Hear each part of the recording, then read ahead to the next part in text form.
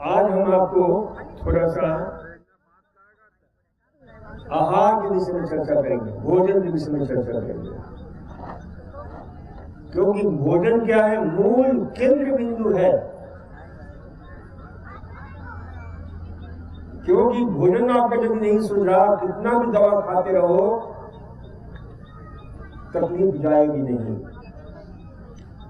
इसीलिए कहा गया है, आयुर्वेद का मंत्र है, आयुर्वेद का सूत्र है, यदि पथ्यम कीम औषध्या यदि पथ्यम कीम औषधि। यदि आपका आहार सही है तो दवा की क्या आवश्यकता है, और आहार सही नहीं है तो दवा की क्या आवश्यकता है। कितना भी दवा खाते रहो ठीक नहीं होगे जब तक भोजन को नहीं सुधार किया। आप यहाँ देखते हो कि यहाँ पर बहुत जल्दी कई ऐसे रोग जिनके विषय में कहते हैं कि भाई बड़ा मुश्किल है, वो नियंत्रण में आ जाते हैं, क्योंकि सीधे आपके आहार पर प्रहार किया जाता है, और वह आहार दिया जाता है जो सिस्टम को डिटॉक्सिफाई करे, जो शरीर से विकार को निकाल बाहर करे, गंदगी को निकाल बाहर करे। तो ध्यान रखो कि यदि आपका आहार सही होगा तो दवा तुरंत इफेक्टिव होती है, चाहे कोई भी दवा हो। और यदि आहार सही नहीं है तो कितना भी दवा खाओ। इसलिए एक नहीं सैकड़ों ऐसे मंत्र हमारे आयुर्वेद बुद्धिमान मनुष्यों की, जो आपने प्रयोगशाला में अपने स्वयं के अंतर चेतना की प्रयोगशाला में बैठ करके इस सूत्र को हमारे सामने रखा, और उन्होंने ये मंत्र दिया, बिना भी भेजे व्याधि पथ्यादेव निवर्तते न तो पथ विनश्च भेजा नाम सतैरपि। यानी लाख तुम कितने रुपया खर्च कर दो अपने जीवन पर, यदि तुमने अपने आहार को ठीक नहीं किया, आहार में सुधार नहीं किया, तो कोई ठीक होने वाले नहीं हो, कितना भी खर्च करो। इसलिए आहार के ऊपर जो हमारा यहाँ सेंटर है, जहां भी हमारा सेंटर है, कि आहार सही नहीं होगा तो सुधार की संभावना बिल्कुल खत्म हो जाती है। और यहाँ हमारा रिजल्ट का कारण होता है कि हमारा आहार सही है। आप कितना भी कुछ बुलाओ, आपके आहार में कोई चेंज नहीं किया जाता है। और उपवास बहुत महत्वपूर्ण है, उपवास से घबराओ मत। देखो, मैं 1 साल से रोज 19 घंटे का उपवास करता हूं मैं प्रतिदिन। यानी सुबह 2 बजे से लेकर के और 9 बजे तक, यानी दोपहर 2 बजे से लेकर के 9 बजे तक कुछ भी नहीं लेता हूं, सिर्फ पानी के सिवा। तो इसलिए से ध्यान रखो, उपवास जो है, fasting can save your life. उपवास से आपकी जीवन की रक्षा होती है। इसलिए स्वामी जी स्वयं उपवास करते हैं, और आप लोगों को, हम लोगों को विशेष निर्देशित करते हैं कि कोई भी रोगी बिना उपवास का आनंद चखे हुए, आरोग्य चखे हुए यहां से कोई भी न जाए। तो इसलिए उपवास यहाँ अनिवार्य है। कम से कम सप्ताह में 1 दिन बोल करके आप लोग जो है ना, नींबू पानी पर उपवास रख लेना, या सिर्फ पानी पर, या पानी शहद पर, या जो है जैसी बीमारी है, एसिडिटी है तो सौंफ के पानी पर, आर्थराइटिस है तो मेथी पानी पर, अलग अलग। तो इस प्रकार से जो है अलग अलग तरीके से आप जो है बीमारियों में उपवास करना, 1 दिन पानी पर से। और दूसरी बात, ये गर्मी का मौसम है, ये भी ध्यान रखो, सिर्फ अपने जो आपको रिमेडियल वाटर दिया जाता है सिर्फ वही मत पियो, एक्स्ट्रा सामान्य पानी पिया करो, नहीं तो उससे क्या होगा कि आपके डिहाइड्रेशन होने की संभावना, क्योंकि हम अभी सोए हुए हैं, बैठे हुए हैं, तो हमारे शरीर से अनजाने कुछ ऐसे अदृश्य पसीने निकलते रहते हैं, पानी निकलता रहता है, जो सांस हम फेंकते हैं उसमें 80% पानी होता है, जो गुर्दे हैं वो पानी छान करके आपके ब्लैडर में जमा रखते हैं, कुछ पानी भोजन पचाने में खर्च होता है। तो इस प्रकार से पानी का अभाव हो जाता है और डिहाइड्रेशन होता है, और डिहाइड्रेशन होने से चक्कर आना, शरीर में क्रैम्प होना, बेहोशी छा जाना, थकान होना, मूर्छा की स्थिति और बहुत सारी तकलीफें शुरू हो जाती है, हाइपोनेट्रीमिया। कुछ लोगों को इस समय फल सब्जियां लेते हैं तो उनको नहीं, लेकिन जो लोगों को थोड़ा बहुत नमक भी लेना पड़ता है, अन्यथा हाइपोनेट्रीमिया होता है, तो फिर मांसपेशियों में अकड़न, जकड़न और बहुत सारे टिंगलिंग, ये सब जो है ना लक्षण दिखने लगते हैं। इसलिए इस गर्मी के मौसम में घर हो चाहे बाहर हो चाहे यहाँ पर हो, पानी बराबर पीते रहो, छाछ बराबर पीते रहो। घर जाकर के यहाँ जो हमारा मेडिसिनल पानी दिया जा रहा है उसमें नमक की मात्रा थोड़ी बहुत होती ही है, फिर भी बहुत ज्यादा नमक की आवश्यकता है, थोड़ा बहुत नमक हम लिख देते हैं इस मौसम में। तो इसे जो है ध्यान रखो। दूसरी बात ध्यान रखो, खाने पीने में अपने जो यहाँ पर दिया जाता है उसे अच्छी तरह, क्योंकि हम यहाँ कौन सा भोजन दे रहे हैं, डिटॉक्सिफाइंग फूड दे रहे हैं, जो आपके सिस्टम को डिटॉक्सिफाई करता है, किडनी को, लीवर को, ब्रेन को, लंग्स को, स्किन को। इसलिए आप देखते हो कि कुछ दिन के बाद आपका जो ना स्किन कितना फ्रेश हो जाता है, कितना जो है सुंदर होने लगता है, टेक्सचर उसका बदलने लगता है उसका। तो इसलिए जो है, क्योंकि टर्नओवर बढ़ जाता है। टर्नओवर उसे बोलते हैं जिसमें जो है ना, जो मरे हुए सेल्स होते हैं, जो व्यर्थ के सेल्स होते हैं, उनका निष्कासन शुरू हो जाता है और उसके बदले नई नई कोशिकाओं का निर्माण शुरू हो जाता है, जिसे आप बिल्कुल तरोताजा होने लगते हो, कायाकल्प होने लगता है। तो ये यहाँ पर reformation of life, transformation of life, यानी आपके जीवन को संपूर्ण रूप से कल्प किया जाता है और कायाकल्प किया जाता है, जिसको हम बोलते हैं reformation of life, integrated transformation of life. यानी इंटीग्रेशन का मतलब होता है शरीर के तल पर, मन के तल पर, चेतना के तल पर, यानी मन, तन, मन और चित्त, चेतना, बॉडी, माइंड एंड स्पिरिट, इन तीनों का जो है ट्रांसफॉर्मेशन होता है। तो इसलिए जो है ये आहार, कभी कभी घर जाकर के भी, घर जाते हो तो कोई एक दिन का चुनाव कर लो और उस दिन आप अन्न का त्याग करो, सिर्फ फलाहार ले सकते हो तो अच्छी बात है, फलाहार लो।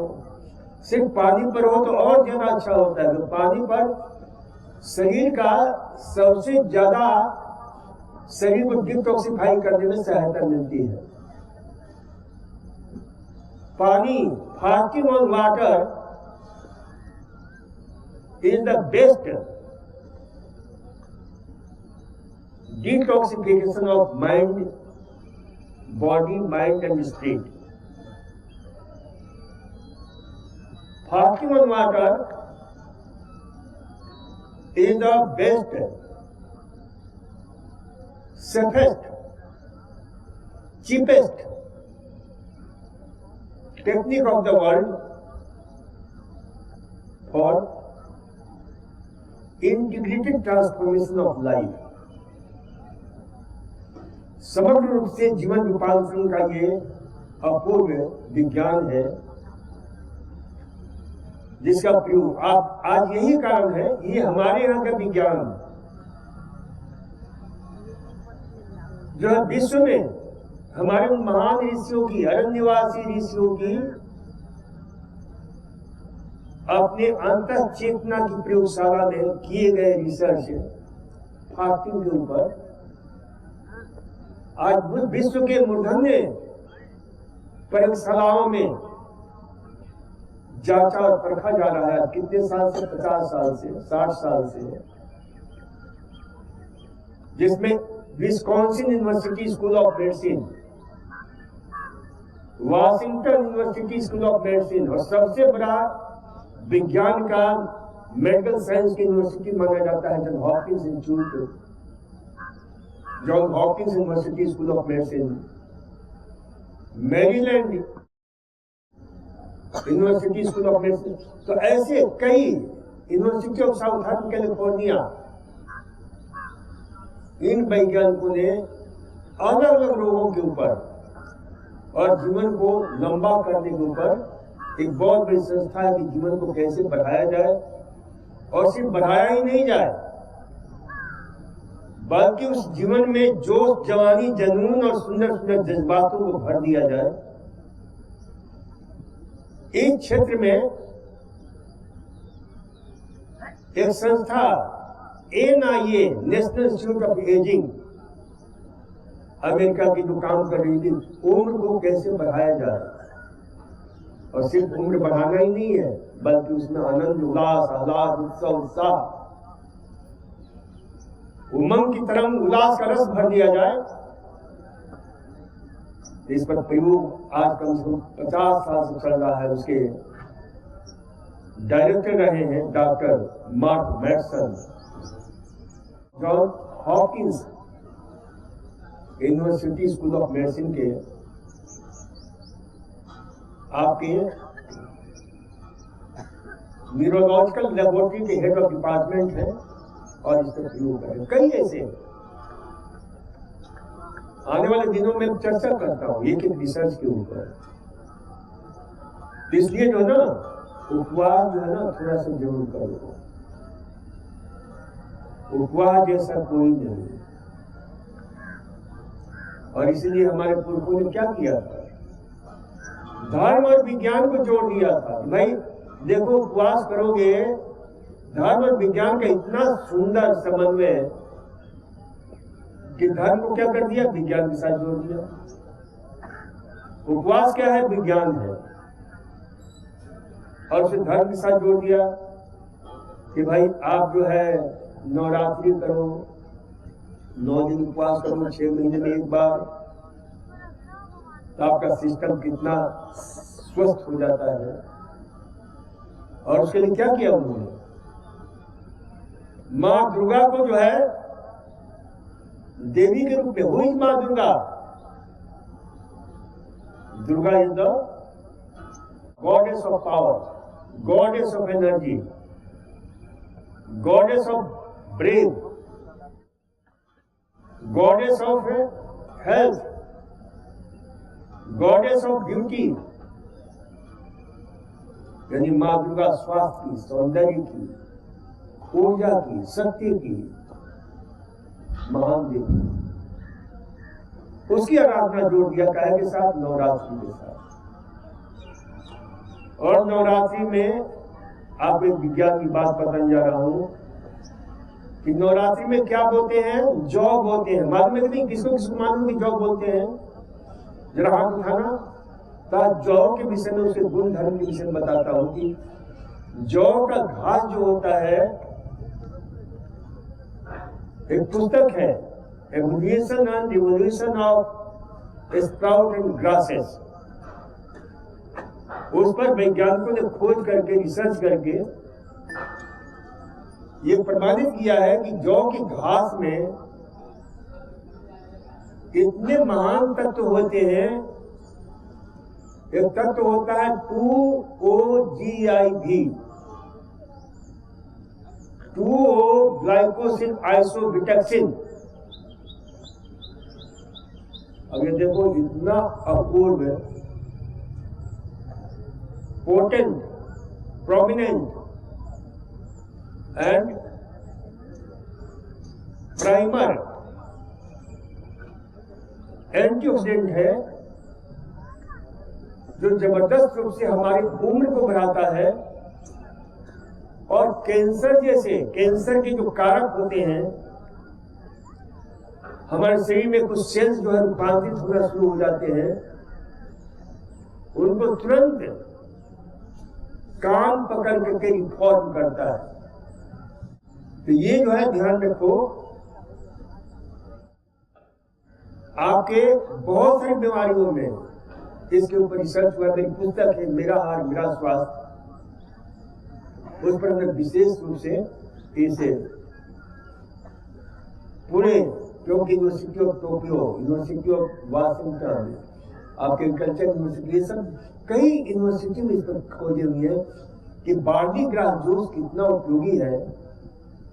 उसका रेफरेंस हमने दिया है और कैसे उपयोगी है ये भी दिया है, क्योंकि विश्व के हमारे हिंदुस्तान में जितने भी आहार होते हैं उन पुस्तकों में हमने वैज्ञानिक विश्लेषण किया है और उन पुस्तकों को 3 भाग में है। मेरा आहार मेरा स्वास्थ्य 3 भाग में, लेना चाहो आप ले सकते हो, बस लेने में ध्यान रखना कि इसको लेकर के सावधानी से रखना, क्योंकि कई लोग आकर कहते हैं साहब हमारे मित्र ले गए मांग करके फिर दिए ही नहीं, मांगने के तो मैं तीसरा आदमी लेकर चला गया, क्योंकि वो इतना उपयोगी है कि उसे अमेजन ने 5 स्टार दिया है, मान्यता प्रदान की है पाठकों के द्वारा। तो इसलिए जो है ध्यान रखो कि ये पुस्तकें वहां मिल जाती हैं, एक ही आहार का डॉक्टर बन जाते हैं। तो ये जो है जौ के पत्ते का रस गेहूं के पत्ते के रस में बहुत बेहतर होता है, इसलिए गेहूं के पत्ते के रस को जहां ग्रीन ब्लड कहा जाता है, वहां जौ के पत्ते के रस को ग्रीन मैग्मा कहा जाता है। इसमें P4D1, D1G1 कई ऐसे फ्रैक्शन जो है विकसित हो जाते हैं, बन जाते हैं। हमेशा जिनको चक्कर आता है, सुनो मेरी बात, वो हमेशा अपने पास मुनक्का रखा करो और 4-5 मुनक्का गाल के नीचे दबा दो, तुरंत तो एनर्जी बूस्टर का काम करता है, चक्कर को टक्कर दे सकोगे। कितने लोगों ने ये बात मेरी सुनी है, जब ध्यान में खाना खाओ चाहे मत खाओ, मुनक्का अपने पास रखो, हो सके तो मुनक्का गाल के नीचे दबा दो। देखो मेरे भी अभी गाल के नीचे मुनक्का दबा हुआ है, क्योंकि मैं यहाँ आता हूँ तो एक्सरसाइज करके आता हूँ 2-2.5 घंटा और फिर यहाँ एक्सरसाइज करता हूँ। तो इसलिए जो है ना, कौन कौन मेरी बात सुनी, चक्कर को टक्कर देने का सबसे बढ़िया उपाय किशमिश रखो। कहीं भी जाओ पॉकेट में किशमिश रख लिया करो, उसमें डब्बे में रख करके, और जहां भी वो 4-5 किशमिश गाल के नीचे दबाओ, वो एनर्जी बूस्टर का काम करता है। तो बहुत अच्छा माता, धन्यवाद कि आपको चक्कर आया और हमने बात बता दी लोगों को। तो कभी कभी जो बातें होती हैं बहुत अच्छी बातें होती हैं, तो ये ध्यान रखो। तो आहार के ऊपर ज्यादा बल दो। आहार जो है फूड एज ए मेडिसिन। देखो सिर्फ हमारे आयुर्वेद मनीषियों ने ही नहीं, बल्कि मॉडर्न मेडिसिन के पितामह कहे जाते हैं हिप्पोक्रेट्स। उनका भी एक वक्तव्य है, वो भी आहार को मेडिसिन कहा है, दवा को उन्होंने ज्यादा प्रयोग करने की बात नहीं कही है। कभी हम हिपोक्रेट्स के विषय में पूरी चर्चा करेंगे कि हिपोक्रेट्स काफी नेचर के करीब थे। उन्होंने कहा कि भाई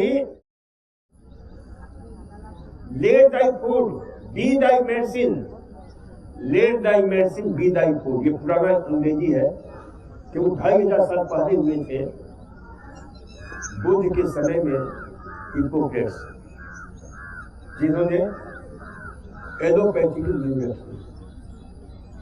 चलो आज इतना ही, धन्यवाद, नमस्कार।